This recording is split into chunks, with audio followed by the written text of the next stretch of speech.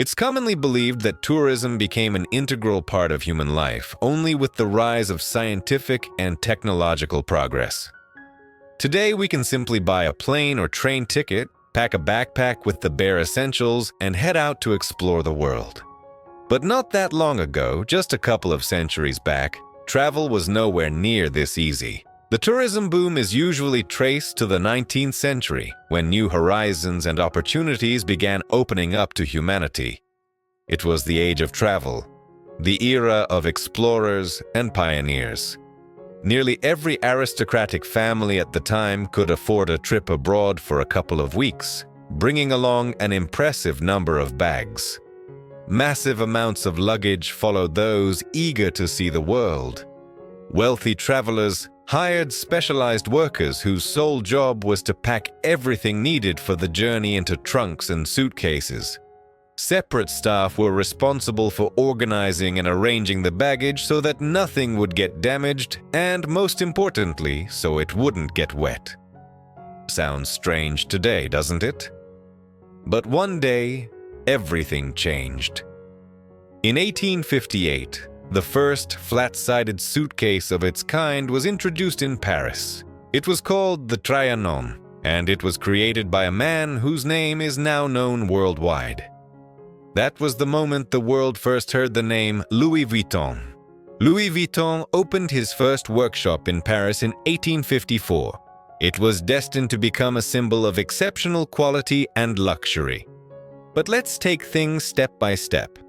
The founder of the French fashion house Louis Vuitton was born on August 4, 1821 in the small town of Lons-le-Saunier in southern France. From an early age, he was destined for a hard life. Every day the boy helped his father, working on a farm from early morning until late at night. There was barely enough money to get by. He ate only once a day. His clothes were patched and restitched multiple times, and sometimes he had to sleep right where he worked. And at the age of 10, fate had yet another unpleasant surprise in store for him. His mother passed away from an unknown illness, and not long after that, his father died as well. Life turned out to be anything but sweet or fairy tale-like. At just 13 years old, in search of a better life, Vuitton left his family home and set out for Paris, alone and on foot. He had to cover nearly 470 kilometers on a road into the unknown, traveling from his hometown to Paris, the city where dreams were said to come true. That small journey took the boy several years. Along the way, he stopped in small towns, finding odd jobs and food wherever he could. He shined shoes, helped unload goods, worked in the fields, and even sold flowers. Kind-hearted people offered him a place to sleep, shared food with him, and told him their life stories. And only at the age of 16 did Louis Vuitton finally reach Paris. The first couple of weeks in the fashion capital were brutal for the young man. He wandered the streets searching for work, sleeping wherever he could. Life was unforgiving, until one day when he noticed a beautifully crafted box displayed in the window of a workshop, with items neatly and carefully packed inside. Its shape, color, and curves captivated Louis so much that he gathered the courage to step inside and see its beauty up close, not just through the glass. The workshop was crowded with customers. Louis immediately noticed that the workers were overwhelmed by the sheer number of orders. Summoning his courage, he approached the owner of the workshop and offered his help. His persistence, determination, and above all his willingness to work made a strong impression. The very next day, the young man became a full-fledged employee at the Maison Maréchal workshop, one of the most successful makers of boxes, trunks, and luxury packaging at the time. It's worth noting that in 19th century Europe, box making and luggage packing were highly respectable and in-demand crafts. Thanks to his dedication, within just a few years, Louis earned a reputation among wealthy Parisians as one of the finest practitioners of this trade. At the age of 33, already a desirable bachelor with solid income and social standing, he married 17-year-old Clémence Émilie Pariot. Together, a year later, they opened their own workshop in one of Paris's industrial suburbs, Asnières-sur-Seine. and in 1854, Louis opened his own workshop on Rue des Capucines near Place Vendôme. A sign above the entrance read, "Securely packing the most fragile items, specializing in fashion packaging." In the early days, most of his work consisted of custom, made-to-order commissions. For example, in 1856, one of the workshop's orders was to produce trunks for transporting ponies for a well-known French circus, Rancy. But even that wasn't enough to satisfy him. Yes, the business was thriving. There was no shortage of money or orders. But he was still just one of hundreds of craftsmen doing the same kind of work. Louis was so exceptionally good at what he did that he wanted to create something truly groundbreaking. Something that would make his name known far beyond his workshop. He spent a long time thinking, searching for ideas, trying to figure out what else could possibly be invented, since it seemed at first that everything had already been done before him. And yet a brilliant idea finally came to him, an idea that would soon become reality. In 1858, Vuitton introduced his revolutionary waterproof trunks to the world. They featured rectangular shapes with slightly rounded lids and were covered in canvas rather than leather. These trunks were such a success that they defined the shape of travel luggage for the next 70 years. The Trianon was the world's first suitcase with a flat lid that opened from the side. Before that, suitcases were domed and opened from the top, allowing rainwater to run off instead of collecting on the surface. The Trianon, however, was wrapped in waterproof fabric, and its flat design made it far more compact, finally allowing suitcases to be stacked on top of one another.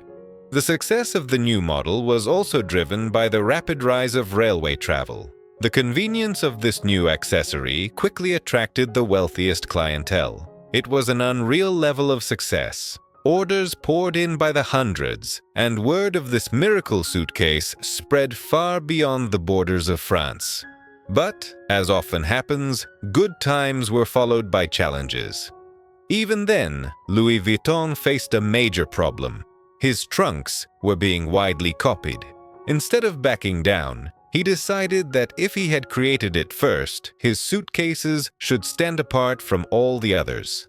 And so, to give his products a unique identity, he made the decision to develop an original color scheme, one that would stand out against the dull, familiar tones of competing trunks and bags. To differentiate himself from competitors, he first introduced the brown and beige striped pattern, followed later by the iconic checkerboard design, one that even today remains instantly associated with the brand.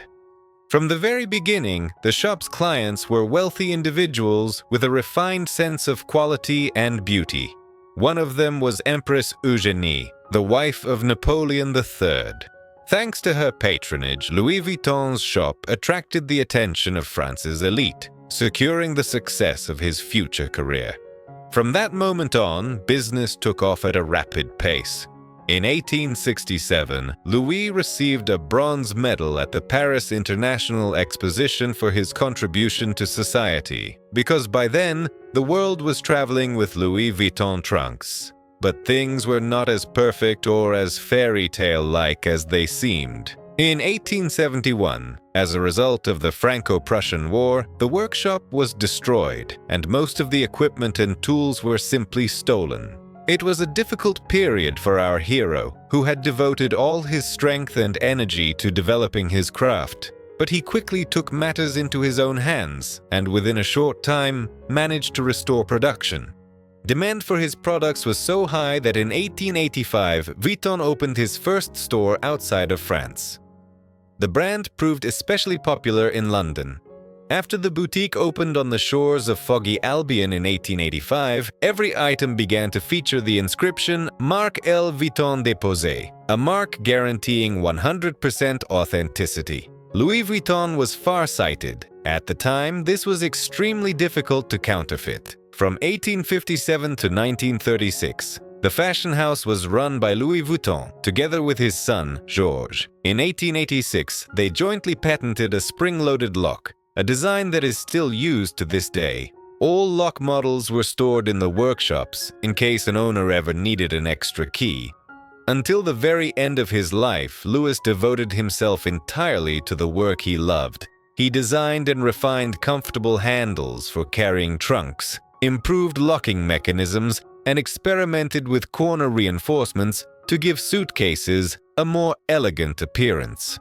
He was responsible for nearly 100 inventions and innovations, many of which we still use today without realizing they were created over a century ago by the son of a poor farmer.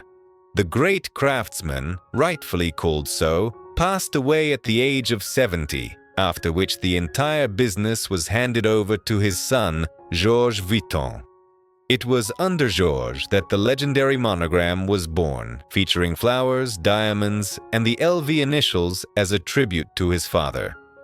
The first trunk with this distinctive design appeared as early as 1897 and remains in use to this day. The founder's son set himself an ambitious goal to take the brand to the international stage, and he succeeded. Thanks to Georges, new stores opened in New York and Buenos Aires, and it was he who launched the largest and most famous Louis Vuitton store in Paris, located on the Champs-Élysées.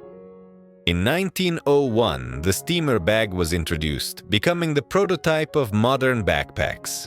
In 1925, the square bag was created by special order for Coco Chanel, and in 1930, the now iconic Keepall bags were introduced, originally designed, interestingly enough, for transporting dirty laundry. This model remains one of the brand's most popular even today. After Georges, leadership of the company passed to his son, Gaston Louis Vuitton, the grandson of Louis Vuitton. He, in turn, transformed the brand and refined its visual identity. Under his leadership, the famous logo became smaller and more versatile, allowing it to be placed across the entire range of products. During World War II, the Louis Vuitton brand maintained ties with the fascist regime. This is a chapter of history the company prefers not to revisit, yet certain facts remain publicly available. It is known that a sign with fascist messaging, "No entry for Jews," was displayed at the entrance of a Louis Vuitton boutique in Paris at the time. Even after these events, decades later, the brand continued to symbolize status, refined taste, and impeccable quality. Inspired by Louis's legacy, his successors expanded the brand worldwide, opening boutiques across the globe. The 1970s marked a period of relaunch and rapid growth for Louis Vuitton. In the early 70s, the company had just 2 exclusive stores and annual sales of around 11 million euros. By 1989, it had grown to 125 stores, generating approximately 600 million euros in revenue. In 1987, Louis Vuitton merged with another major luxury brand, Moet Hennessy, forming the holding company now known as LVMH. Today, it owns more than 70 brands, including Christian Dior, Hennessy, Givenchy, Kenzo, and many others. Louis Vuitton bags and suitcases are beloved by global celebrities and iconic figures such as Princess Diana, Audrey Hepburn, Angelina Jolie, and Kim Kardashian. What's truly remarkable is that the suitcase-making technology has barely changed since the days of the very first workshop. Even today, the body of each suitcase is made from poplar wood. The protective corner reinforcements and those same reliable locks have been preserved as well. It's also worth noting that the company offers a lifetime warranty on all of its products. If there are signs of wear, scratches, or accidental damage, items are restored in specialized repair ateliers. In other words, when you buy a Louis Vuitton suitcase, you're essentially buying it for life. In 1989, control of the company passed to one of its main shareholders, French billionaire Bernard Arnault. And in 1997, Marc Jacobs was appointed creative director of the brand. Under his leadership, the company reached an entirely new level. He was the first to combine rugged men's boots with delicate silk dresses. During his tenure, the brand launched full men's and women's ready-to-wear collections, footwear lines, exclusive accessories, and fine jewelry. Every fashion show became a true spectacle. Models rode carousels, stepped out of elevators, and descended escalators right on the runway. Marc Jacobs spent a full 16 years at the company. In November 2013, the women's collections were taken over by the young designer Nicolas Ghesquière, who had previously worked with Jean-Paul Gaultier and helped elevate the Balenciaga brand to new heights. The very first collection Nicolas released at Louis Vuitton was instantly labeled a triumph by the press. His fresh vision of the brand's aesthetics, inspired by the 1960s and 1970s, radically reshaped the company's creative direction. Today, this luxury fashion house operates branded boutiques in 53 countries around the world. It's also known that, following company tradition, all unsold handbags are sent back to Paris, where they are destroyed. This is done to prevent counterfeiting and to ensure that the brand remains solely responsible for its quality and authenticity. In 2016, a women's fragrance collection created by master perfumer Jacques Cavalier was introduced in many Louis Vuitton boutiques. In 2018, a men's eau de toilette followed. And starting in the summer of 2019, the brand began producing unisex fragrances, which immediately won over fans of the house worldwide. Louis Vuitton bags are considered among the most expensive in the world. Prices typically range from around $5,000 to $55,000. The brand even produces Louis Vuitton condoms priced at $65 per piece. Bags, clothing, and accessories by Louis Vuitton, items that are never sold wholesale or at a discount, represent a perfect balance of classic heritage and modern design. Louis Vuitton was the first brand to use celebrities, singers, and actors as models in its advertising campaigns. As of 2017, the net worth of Louis Vuitton's owner, Bernard Arnault, was estimated at $102 billion, placing him among the top 10 richest people in the world. One of the most high-profile scandals involving the brand led to a major lawsuit against Britney Spears, Sony BMG, and MTV Online. The singer was found guilty of trademark infringement in her music video Do Something, which featured a car dashboard upholstered in pink material bearing the Louis Vuitton logo. Sony BMG and MTV Online were each ordered to pay $80,000 in damages for broadcasting the video. Another interesting fact: in 2019, the brand's finest craftsmen created a custom trunk to transport the FIFA World Cup trophy. The 6-kilogram gold trophy, decorated with malachite, now travels the world inside a secure case bearing the Louis Vuitton logo. It's worth noting that the French fashion house is instantly recognizable not only by its iconic print and monogram, but also by the exceptional quality of its products. Boutiques around the world generate enormous annual profits for the brand and reinforce its status as one of the most successful and prestigious luxury houses globally. And by the way, Louis Vuitton travel bags and suitcases remain in extremely high demand to this day, often selling out almost instantly.